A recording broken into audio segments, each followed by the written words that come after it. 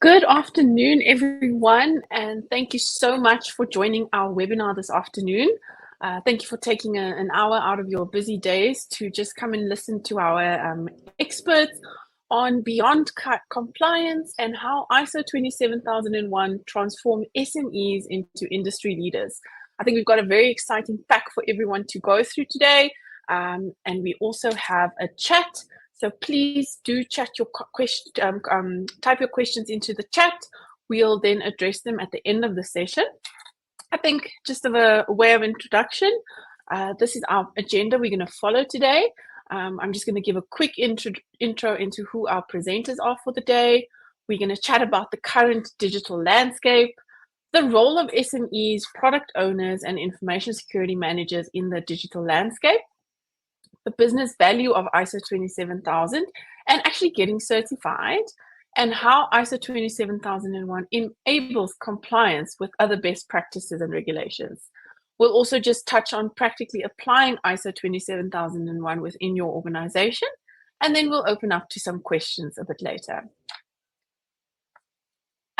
Today, our presenters will be Amanda Hichter. She is our ISO lead implementer and ISO lead auditor.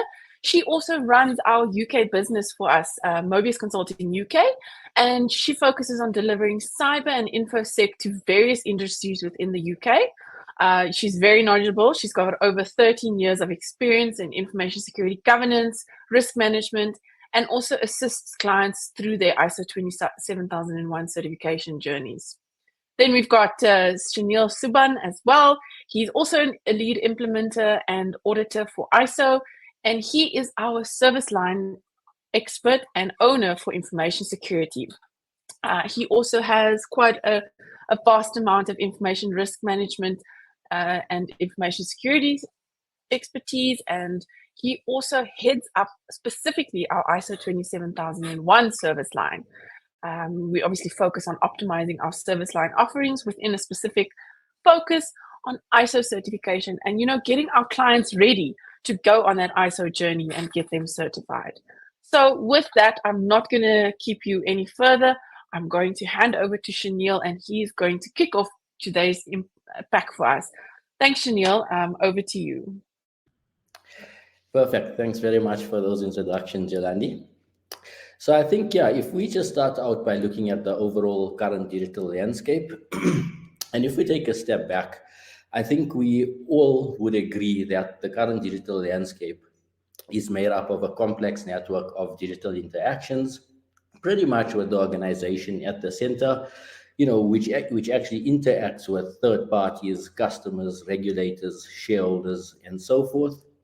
And to actually add to this complexity, we now hear of things such as modern technology like your artificial intelligence, your robotics process, automation, the Internet of Things, and so forth. So we can see, or we can understand, that we live in quite a complex digital world. And really, if we look at, some of the industries which regard digitization, quite significantly, that's pretty much the services industry, the finance industry, as well as then the healthcare industry. And these are the top three digital first industries already prioritize digitization, obviously among other sectors as well. And if we just think of some key stats, right? So 91% of businesses engage in some form of digital initiative, and 87% of CEOs believe that digitization is actually a top priority. So that's pretty significant, and also explains why digitization is actually exploding in the overall landscape. Obviously, with digital platforms, as Forrester found, that actually boosts customer interactions by around 40%.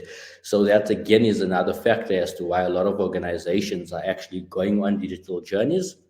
And I guess for the scary stat, 82% of surveyed C-suite executives had at least one data breach which was actually attributable to digital transformation. So that's quite scary when we think of it from that perspective, and just the world we live in currently.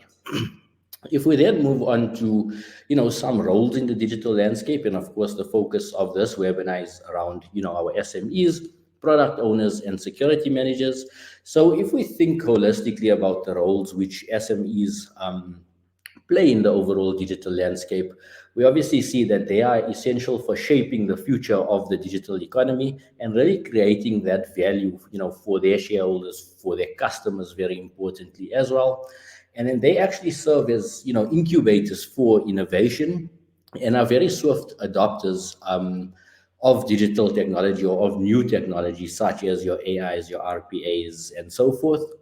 And SMEs really drive innovation within the industry and, of course, deliver those specialized products, which larger competitors may not be able to fill, for example, or to produce. And then the last point there is quite important in terms of, SMEs being critical to the security of the digital landscape. So I think it's important to, think of SMEs as part of a larger ecosystem. And within this ecosystem, of course, SMEs would interact with larger organizations, with customers, with partners, with third parties, and so forth. So if, for example, information security is breached from an SME perspective, that not only, of course, impacts the SME, but also the entire digital ecosystem. And in order to build, digital trust in a specific ecosystem, it's important that us as SMEs actually uphold, security within our own environments. Then if we look at the role of product owners and security managers, and some of which obviously may be attending this webinar today. So really the key roles as product owners and security managers is to understand your market trends and really, understand what is it that your customers want and see if that aligns to your business objectives. Ultimately, really, identifying what trends are there in the market, what do we need to capitalize on in order to deliver value added and innovative, solutions to our customers. And very specifically, again, on the last point there is to not only ensure the provision of products to our customers or our partners, but to provision to provision secure products to our customers and partners. And that's where we'll start talking about the whole information security link as well in a bit. Okay, so we've obviously emphasized a lot there around, SMEs being really innovative, coming up with new things, new trends, new ideas, and so forth. But of course, with innovation does come risk. And in this regard, there are a few critical risks which we should be cognizant of and really thinking of, especially when we're developing or going to market with things like new products and so forth. So the first one I'd like to chat about is around compliance and legal violation. So with the real, advent of new technologies such as artificial intelligence, RPA, and so forth, there undoubtedly is already existing regulation which you need to comply with, and there will of course be new regulations which would be required to comply with as well. So certain examples of that is, for example, the EU AI Act, which has recently been released. From a South African perspective is, of course, for example, the joint standard. So regulations will continue evolving as the digital landscape also evolves. Then from a data breach perspective, because of the significance and the sensitivity of data that we now may be collecting as SMEs or as small and medium businesses, if you are breached, the risks then become quite severe because of the data types that we are actually collecting, and I'm going to touch on that in a bit. From a user privacy perspective, again, tied back to the previous point, users are sharing a lot of information with organizations or with your organizations in terms of, telemetrics, what are they doing, where they are, and so forth. So if that type of information is breached, it of course has an impact on user privacy as well, more holistically. And of course, we're familiar with, for example, POPI, GDPR, etc. And you may be, fined, etc. if you are breached and personal information is, for example, leaked. Then new attack factors. So interestingly enough, this morning I actually read an article which spoke to Meta AI's Ray-Ban sunglasses. So this thing actually, can see what you see, hears what you hear. So there's a lot of new attack vectors now, which really lead to an increased attack surface, which threat actors can actually think of exploiting. So we also need to be cognizant of that.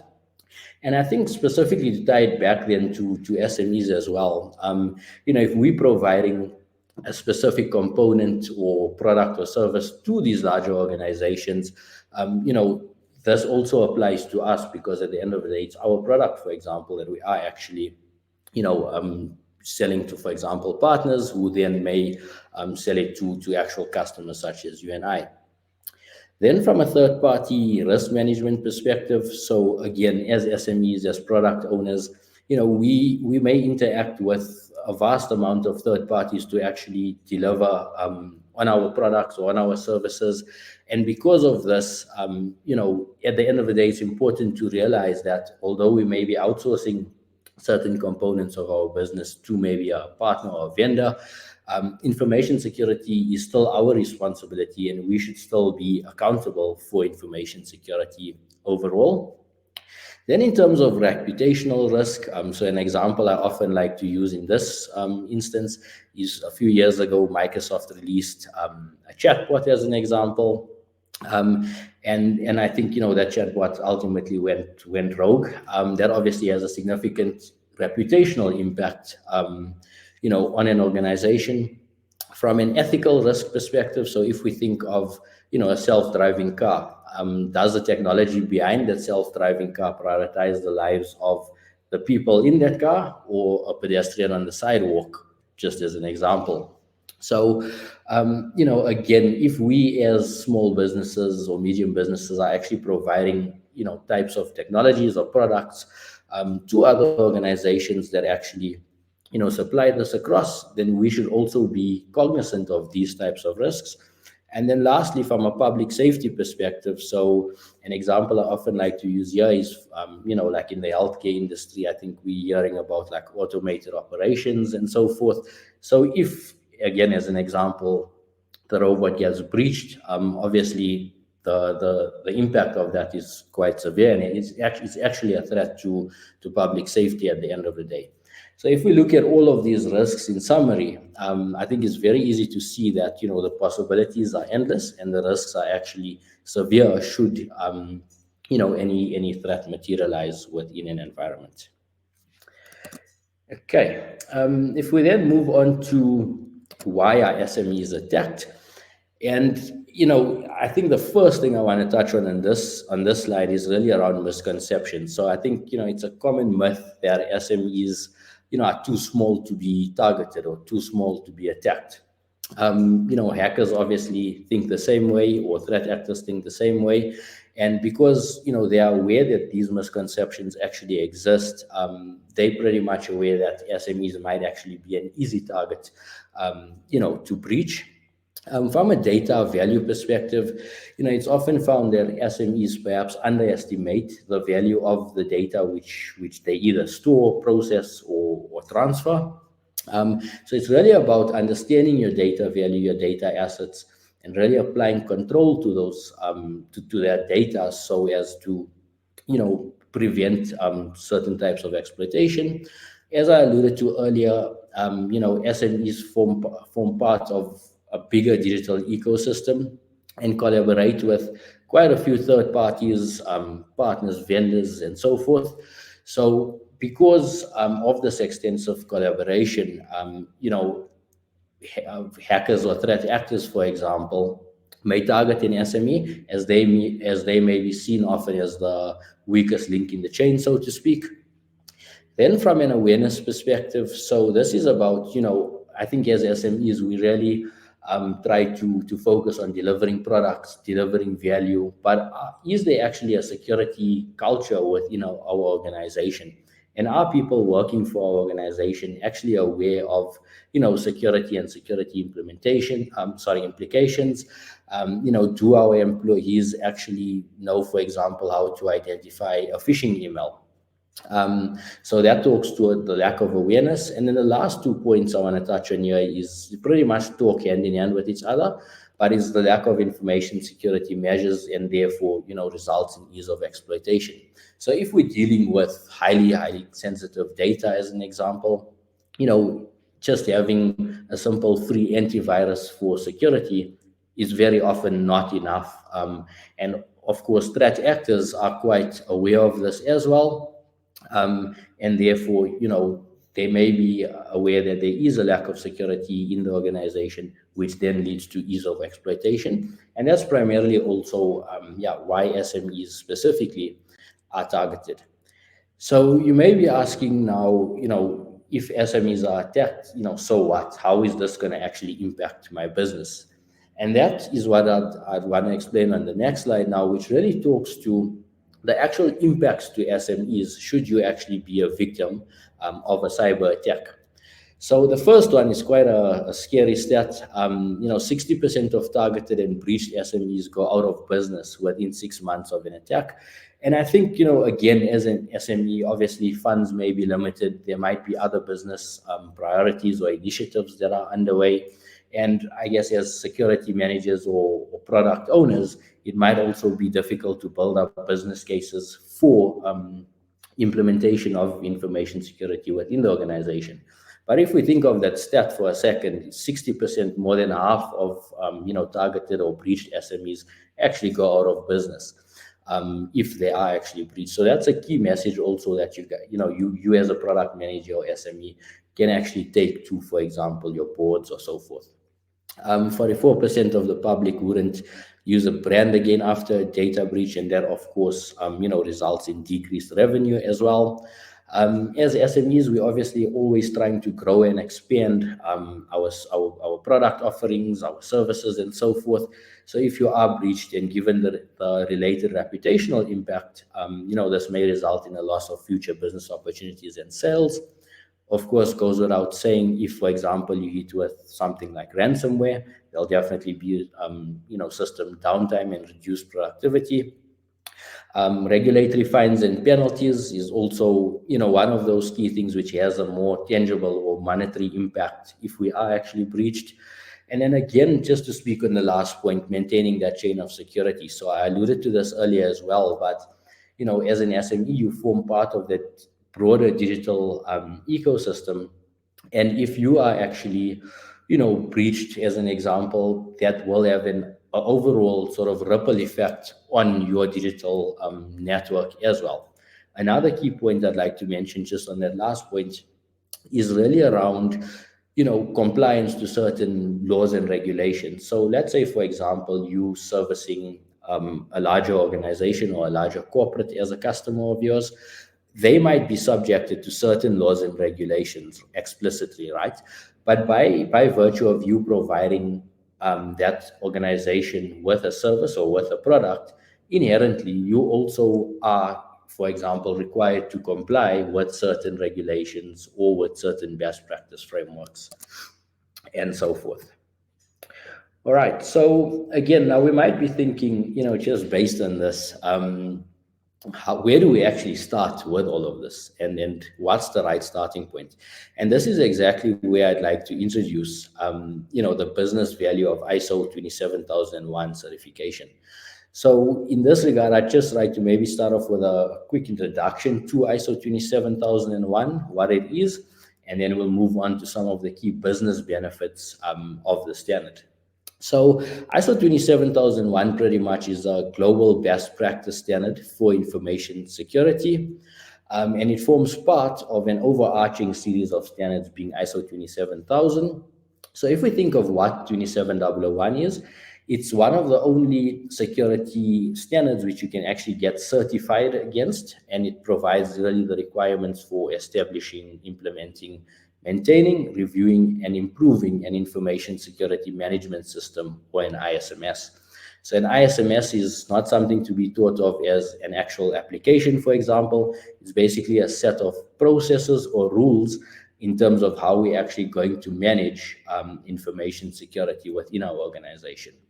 We also then have ISO 27002, which is pretty much a set of controls that we can actually implement within the business so as to enable effective information security. So we can think of this as a shopping basket or a checklist of controls which we can select for implementation within our organization.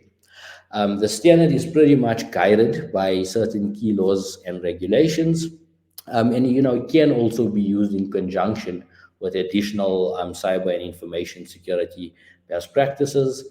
I think just another key point here as well, on the topic of regulation, ISO does sort of require you to also identify what are some of the other regulations or laws that you actually have to comply with as an organization. And that's something which Amanda is going to touch on when I hand over to her shortly. Okay, so if we then move into the actual, business value of ISO 27001 certification. So in other words, why should we get it? Why should we get certified? Or what will this actually mean for our organization if we are certified? So the first point is that it's pretty much a resounding endorsement for information security. So it really enables you as an organization, to prove to your customers, to your shareholders, to regulators and so forth, that you do actually take information security seriously in accordance with a globally recognized standard. I think, as SMEs and product owners, being certified also enables us to deliver, secure products and services to our customers. The second point really is around good practice. So as I mentioned, it is a global best practice standard and will really, in a way, force you to also have, good governance, good information security control within the environment, and it aids in regulatory compliance. So as I mentioned earlier, you are required to actually identify what are the certain laws and regulations that you are required to actually comply to. Then from a digital trust and enhanced reputation perspective, so digital trust, again, this talks to the entire ecosystem, which I referred to earlier. And this is really about, building that trust in terms of security with your customers, with your, partner, shareholders, vendors, and so forth. So again, it improves, your customers' perception, for example, of you as an organization, in that I'm actually dealing with a secure organization when I deal with company X, for example.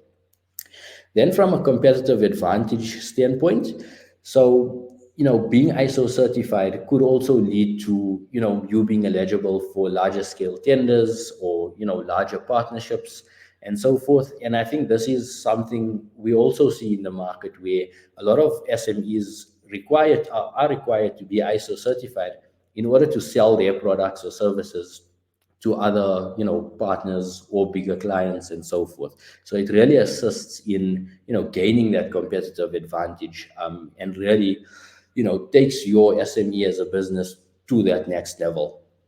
Then from a timing and efficiency perspective, so because, on the journey to being ISO certified, you actually deal with information security from a risk-based perspective. So you're actually thinking of, where are my critical assets, or where's my critical data, and then applying control to those critical aspects of the business. So in other words, we're dealing with information security proactively as opposed to reactively. And that's one of the key benefits, of complying to the ISO standard as well. And then lastly, just from a sustainability perspective, this is where, once you do get your ISO certification, you are then sort of, on this journey of continuous improvement, in relation to your information security. So once you do get certified, it's not like, the journey stops there. It's about how are you improving your information security posture, also in line with the changing digital world as well. Okay, with that said, I'd like to hand over to my colleague Amanda, who's just going to talk us through how ISO 27001 really enables compliance with other regulations. Thanks, Shanil. I now put my camera on at the right time. I don't know if everyone saw me pop in earlier. Cool, thank you. Yeah, so I think basically from what Shanil has kind of run through in terms of what is 27001, what does it mean for your business, why is this important? Other than all of those benefits, there is a kind of a key link into various regulations. I think over the last few months, we've been working with clients just to unpack some of those regulations. So I think this is definitely not an exhaustive list of regulations. These are, the key ones that we are dealing with, that we're working with our clients on, just from a cybersecurity, information security perspective, unpacking them and understanding what it means to organizations. And as we were going through that exercise, we realized how much a lot of these regulations align to ISO 27001.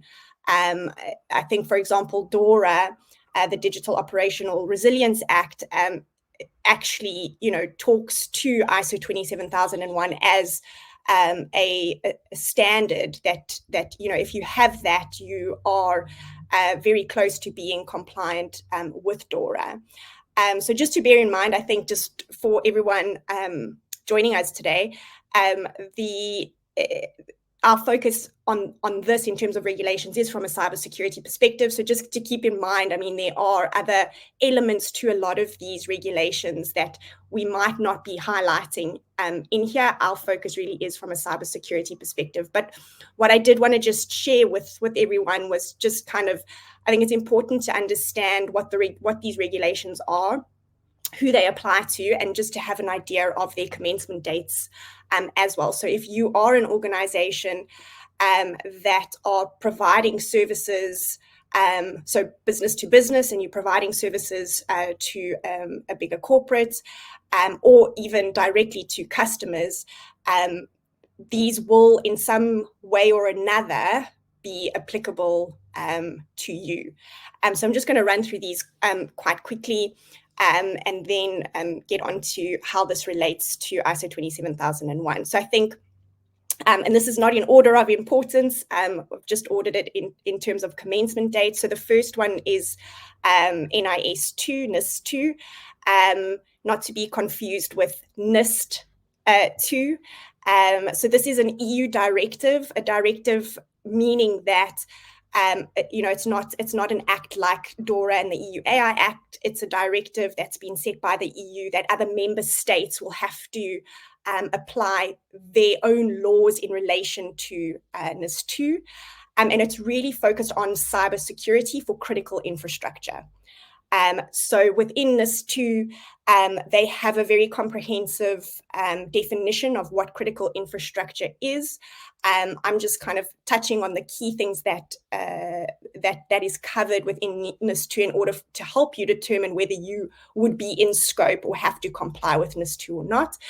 So firstly, it depends on your location. So if you are in the EU or providing services into the EU, then you would need to comply with this.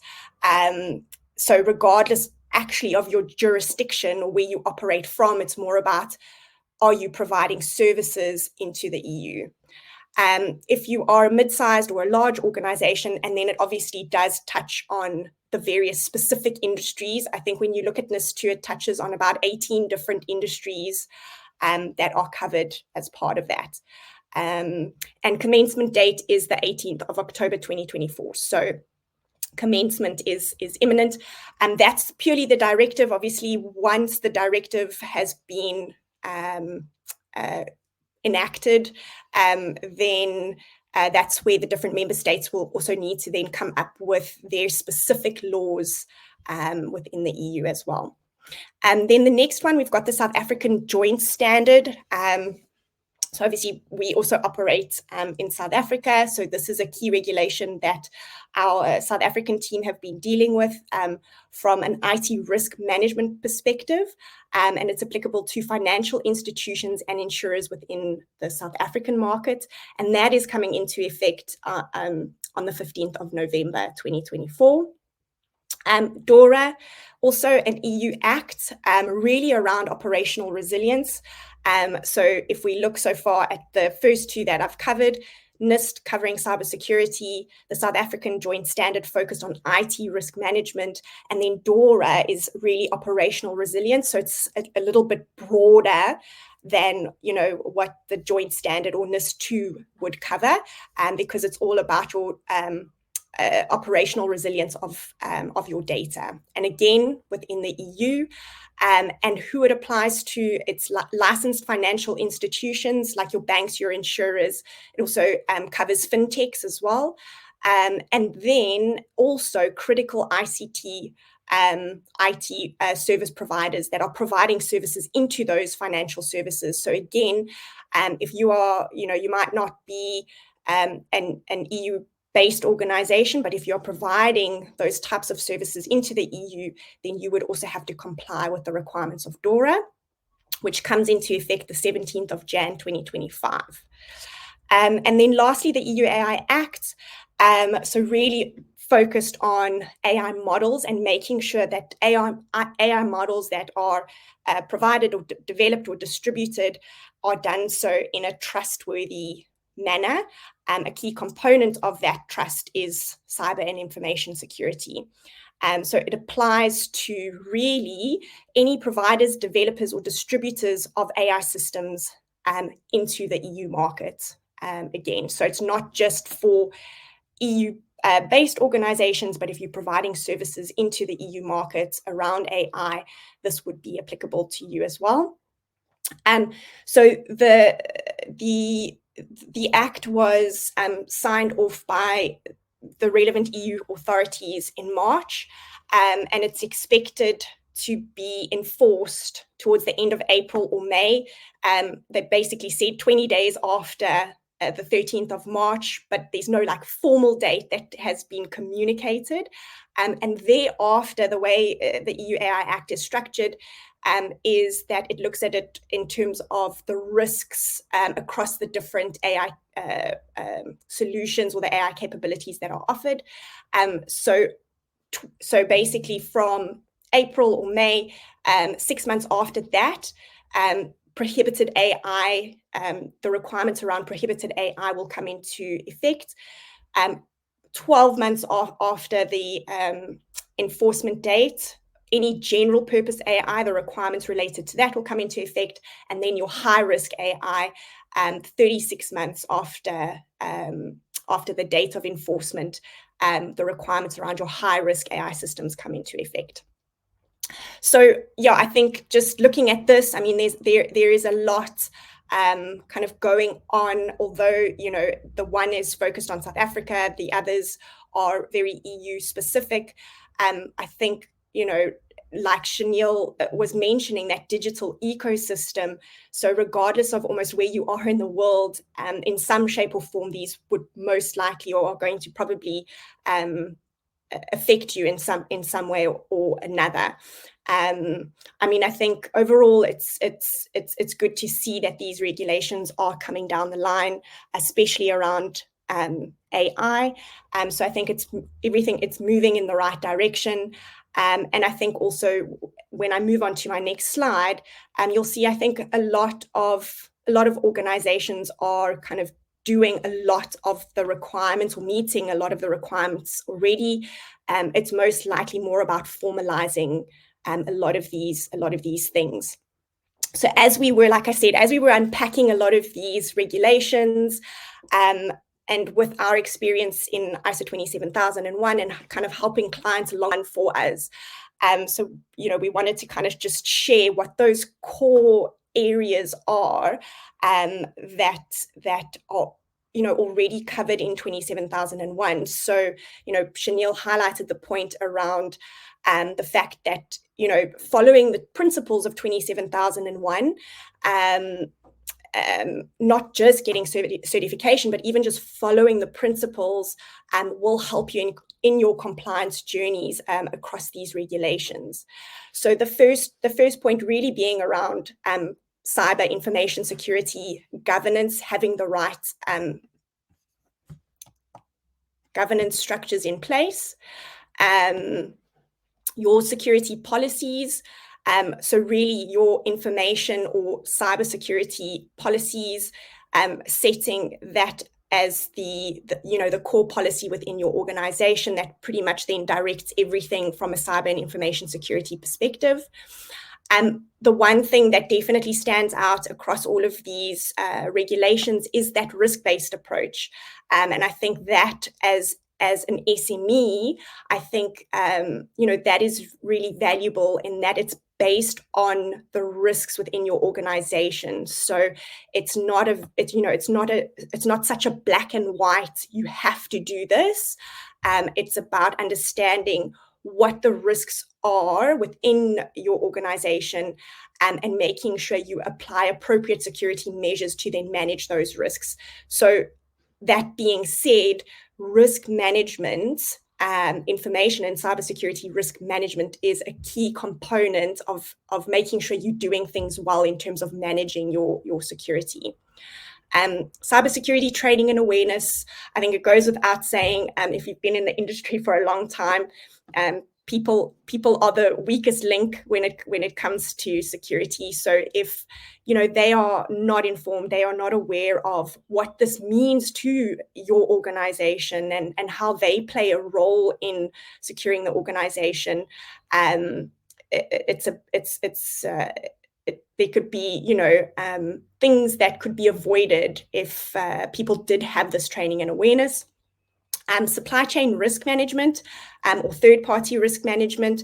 So another kind of core area, again, based on this digital ecosystem that we now have, supply chain risk management, third-party risk management is becoming a key area in terms of how organizations work together, support one another, but then how do we manage the risk across all of those organizations as well.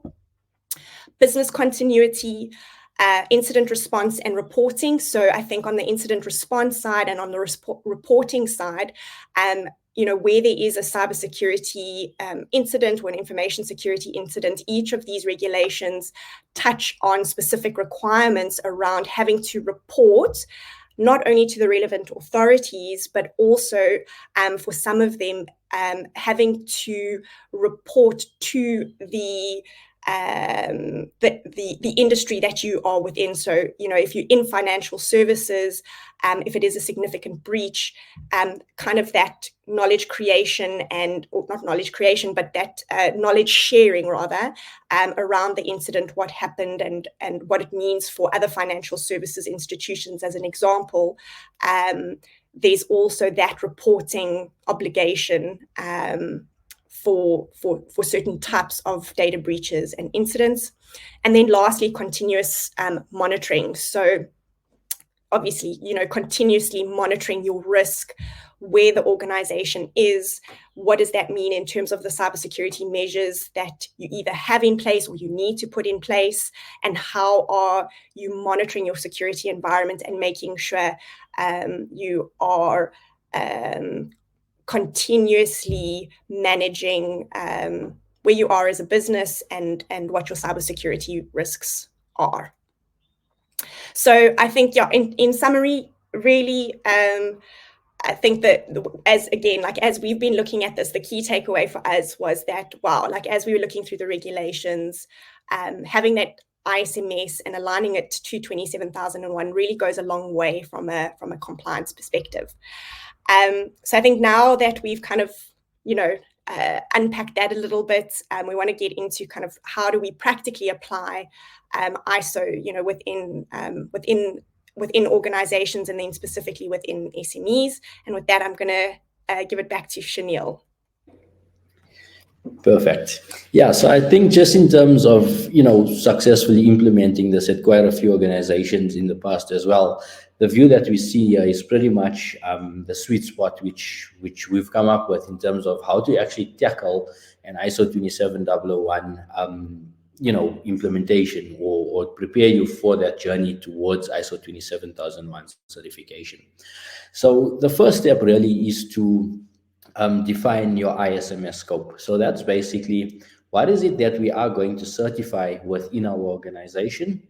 And we often recommend that start with the most critical aspects of your business first. So if it's a specific maybe product that you are selling, for example, start with that product, and then you can sort of over time actually increase your ISMS scope, or scope of certification rather. But yeah, the key starting point is pretty much defining your ISMS scope, understanding what exactly it is that you want to certify within the organization.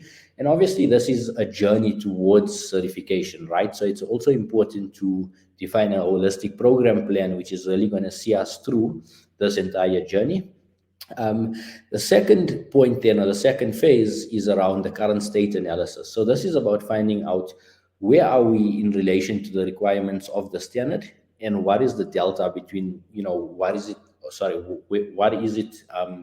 Let me try that again. Where are we at the moment in relation to the requirements of the certification, and where do we need to be? And in essence, that's where we then put together a roadmap or a remediation plan to actually, define certain things like our mandatory artifacts and so forth. So based on our remediation roadmap, we can then see, okay, we may be complying, let's say, with 40% of the standard inherently already, and we have about 60% to go. So you can then structure your roadmap according to that, prioritize what you're going to do first, and then push forward from there. And yeah, again, also, if you do choose the route of certification, there are quite a number of mandatory artifacts which are required by the standard. So important to also consider those stuff like roles and responsibility matrix, stakeholder mappings, your InfoSec strategy, and so forth as well. Then another mandatory requirement of the standard is to actually conduct an internal audit, which would then be followed by certification. So the internal audit, again, is a mandatory requirement, and that needs to be performed, following which you'd obviously achieve your certification. And I think importantly, the journey doesn't stop there. It's a continuous journey of improvement, which Amanda is just going to take us through as well and zone into a bit more around detail for the audits and the certification body. Awesome. So I think, the reason why we wanted to just highlight this for everybody was just really because I think people we get so focused on, almost the implementation part and getting all the things in place, and not thinking about sort of the maintenance that needs to happen, or what's required as part of the whole audit process in order to get to that certification. So there is part of the certification process, there's always a stage 1 audit followed by a stage 2 audit.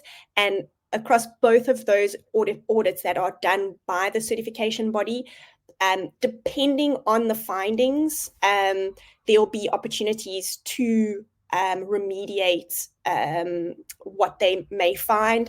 And the certification bodies, are really great in, again, because ISO is risk-based, they look at it, from a risk-based perspective as well, to make sure that it's realistic in terms of if they have raised a finding, just giving you the opportunity to apply remediation before the closure of the audit.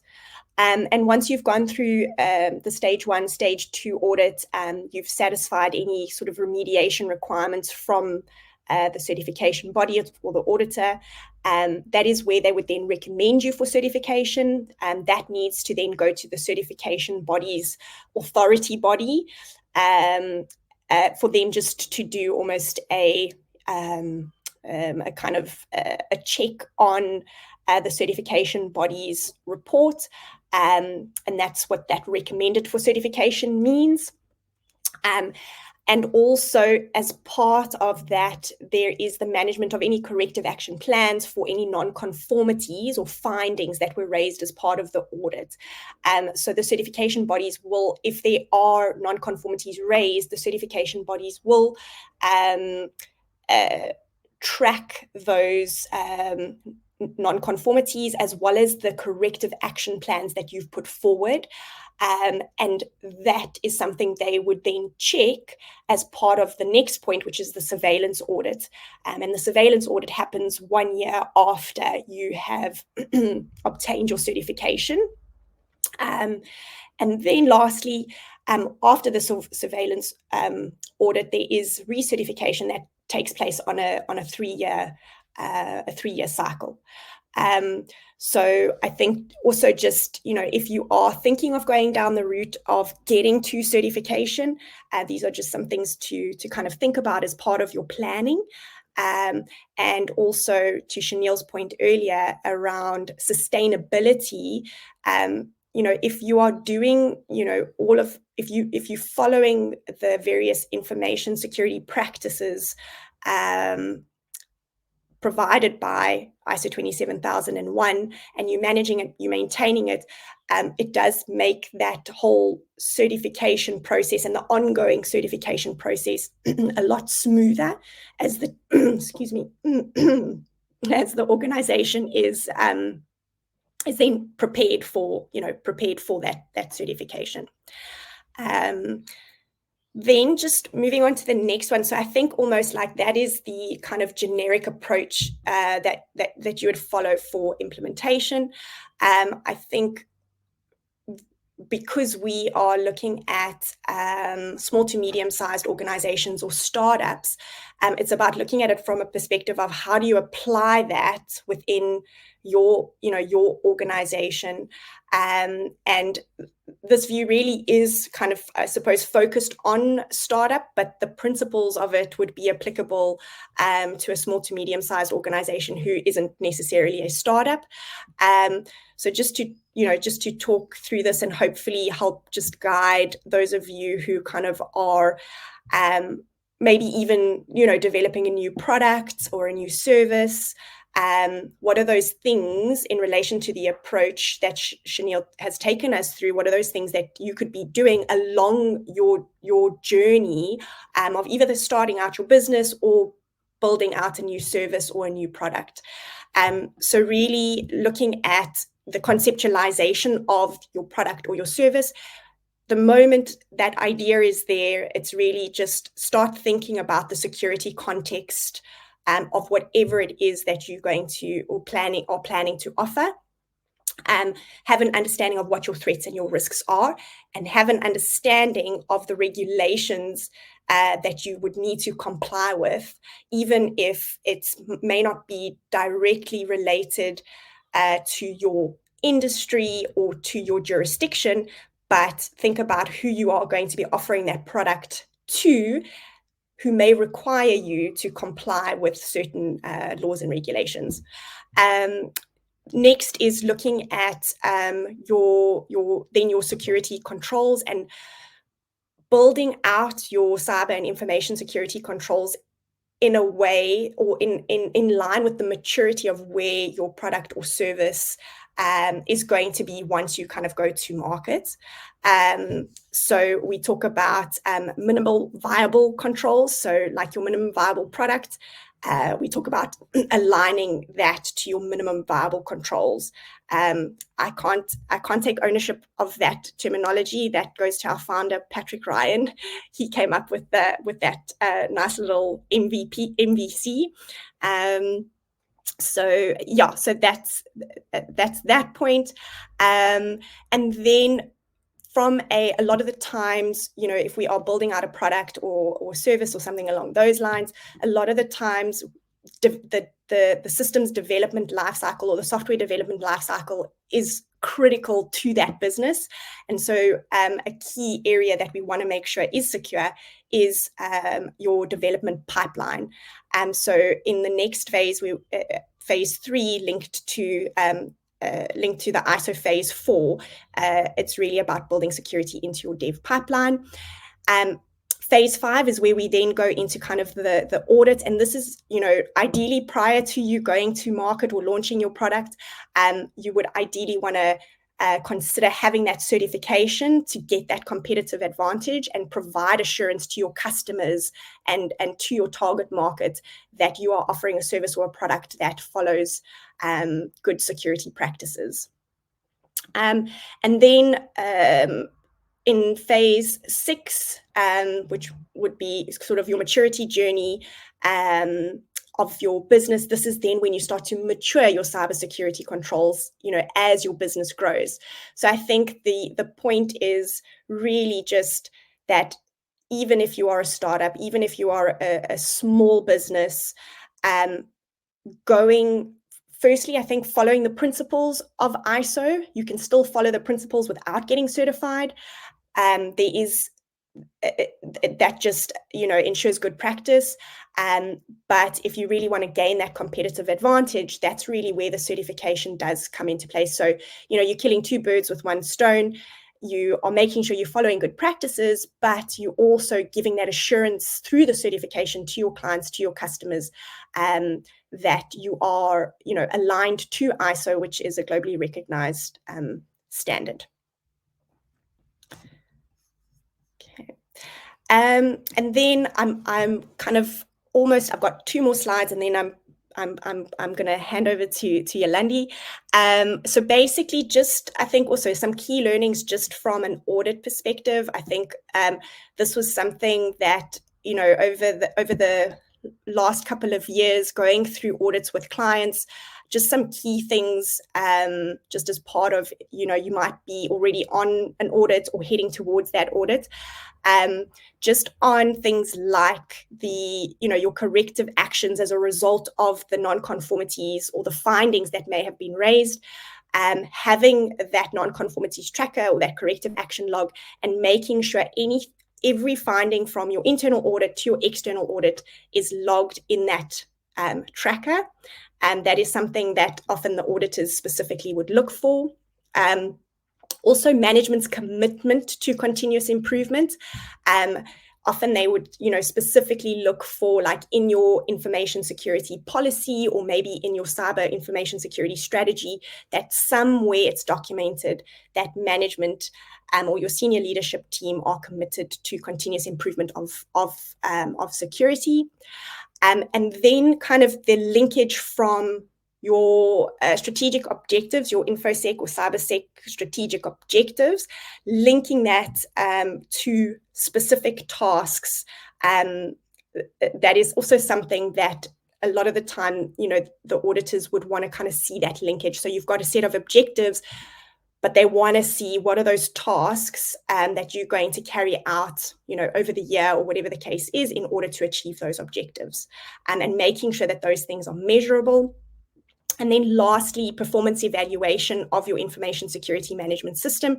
So making sure that you have a mechanism in place to evaluate how effective your ISMS is.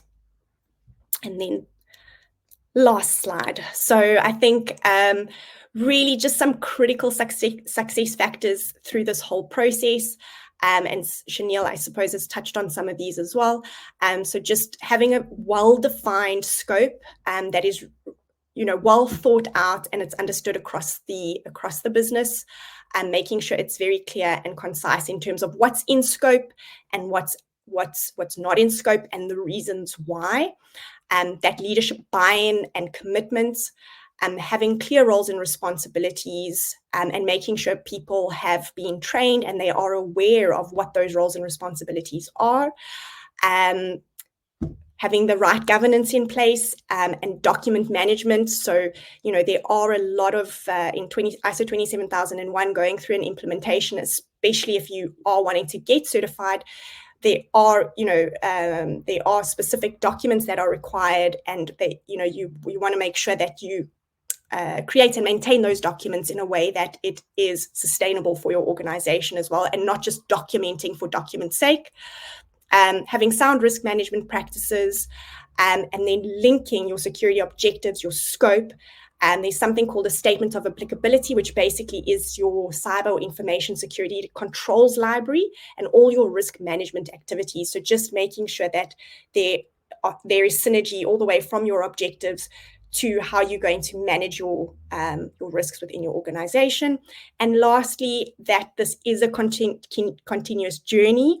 It follows a risk-based approach, and there's no reason why, if you're not a massive corporate, you cannot get benefit from aligning to ISO 27001. Thank you. That's perfect.